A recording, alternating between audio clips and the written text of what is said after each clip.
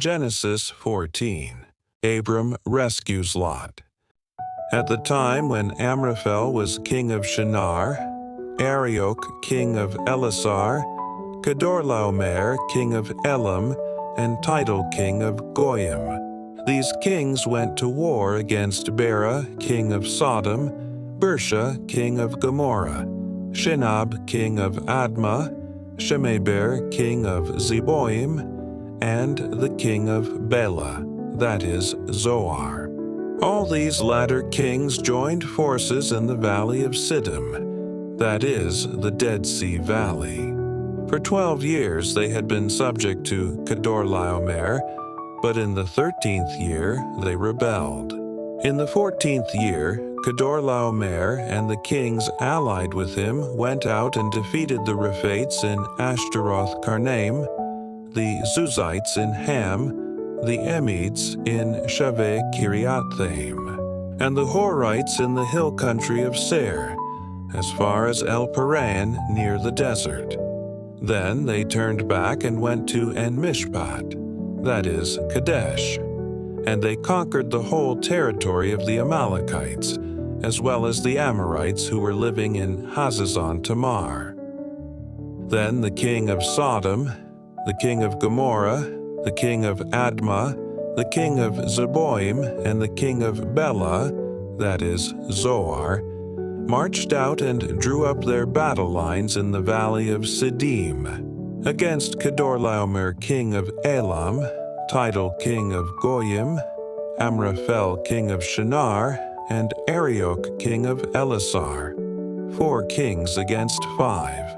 Now the valley of Siddim was full of tar pits, and when the kings of Sodom and Gomorrah fled, some of the men fell into them, and the rest fled to the hills.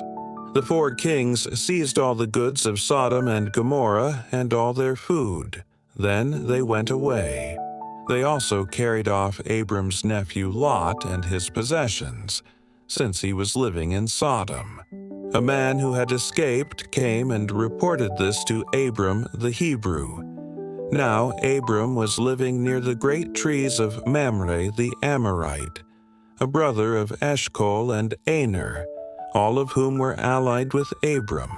When Abram heard that his relative had been taken captive, he called out the 318 trained men born in his household and went in pursuit as far as Dan.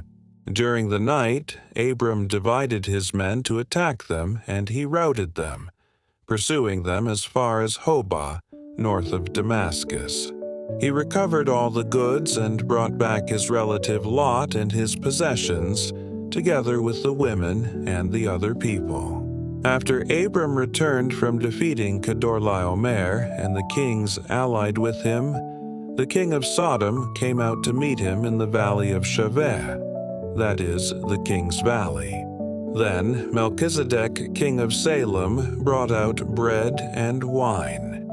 He was priest of God Most High, and he blessed Abram, saying, "Blessed be Abram by God Most High, Creator of heaven and earth, and praise be to God Most High, who delivered your enemies into your hand." Then Abram gave him 1/10 of everything. The king of Sodom said to Abram, "Give me the people and keep the goods for yourself." But Abram said to the king of Sodom, "With raised hand I have sworn an oath to the Lord, God Most High, Creator of heaven and earth, that I will accept nothing belonging to you, not even a thread or the strap of a sandal, so that you will never be able to say, 'I made Abram rich.' I will accept nothing but what my men have eaten and the share that belongs to the men who went with me, to Aner, Eshcol, and Mamre. Let them have their share."